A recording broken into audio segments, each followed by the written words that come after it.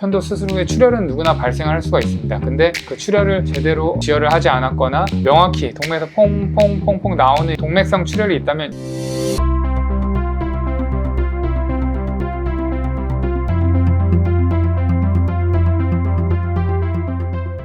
네, 안녕하세요. 닥터고공TV 이용주입니다. 이번에는 제가 유튜브를 편도 관련해서 조금 보다가 편도선 수술 후에 이제 아이가 사망했다는 안타까운 영상을 좀 본 게 있는데, 편도선 수술하고 아주 막 심하게 사망을 한다던가 중환자실에 간다던가 이런 사례에 대해서 좀 설명드려 보고자 합니다. 결론적으로 말하자면 이제 편도선 수술하고 나서 중환자실에 갈 정도로 출혈량이 스물스물 조금 많으면 그렇다 치지만 사망할 정도로 피가 나서 사망을 했다? 결론적으로 말하자면 수술이 잘못됐던지 수술 후에 처치가 잘못됐다고 이렇게 말씀드릴 수밖에 없을 것 같습니다. 두 가지 측면에서 문제가 좀 있었을 거라고 생각이 되는데, 물론 편도염 수술로 들어갔는데 막상 해보니까 편도암이었어서 절제 범위가 넓었다든지, 혹은 그 전에 편도 주위 농양이나 아주 염증이 많이 심했어서 정상 조직까지 절제를 해야 될 수가 있기 때문에 이런 경우에는 편도 수술 후에 출혈이 너무 과다해서 사망을 할 수 있다, 억지로 좀 생각해보면 이해는 갑니다. 그렇지만은 만성 편도염 때문에 편도선 수술을 받으러 갔는데 편도선 수술을 해서 출혈로 사망했다, 이런 경우에는 편도선 수술할 때 수술 범위가 조금 과다했다, 이렇게 생각할 수밖에 없을 것 같습니다. 두 번째로는 편도 수술 후에 출혈이 그렇게 많지 않은데 스물스물 조금 나다가 사망을 했다, 이거는 편도 수술 자체의 문제라기보다는 편도 수술 후에 출혈은 누구나 발생할 수가 있습니다. 근데 그 출혈을 제대로 지혈을 하지 않았거나 수액 치료나 어떤 처치 등이 제대로 이루어지지 않아서 작은 출혈량이 오래 지속돼서 결국은 과다출혈로 사망한 이런 경우도 생각해 볼 수가 있는데, 이런 경우는 아까는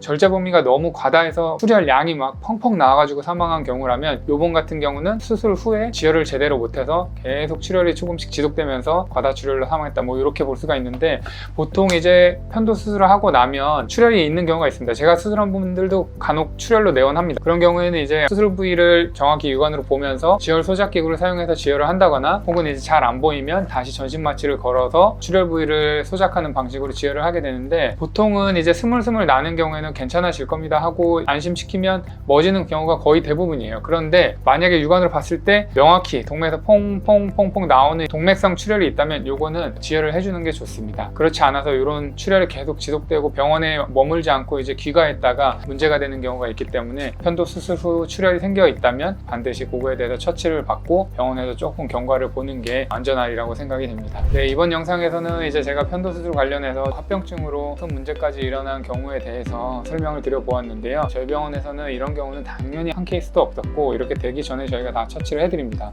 그리고 편도 수술 후에 사망을 했다? 편도 수술이 잘못됐을 가능성이 저도 같은 의사지만 좀 높다고 볼 수밖에 없습니다. 추가로 편도 수술 관련해서 궁금한 사항이 있으시면 편하게 영상에 댓글 남겨주시기 바랍니다. 감사합니다.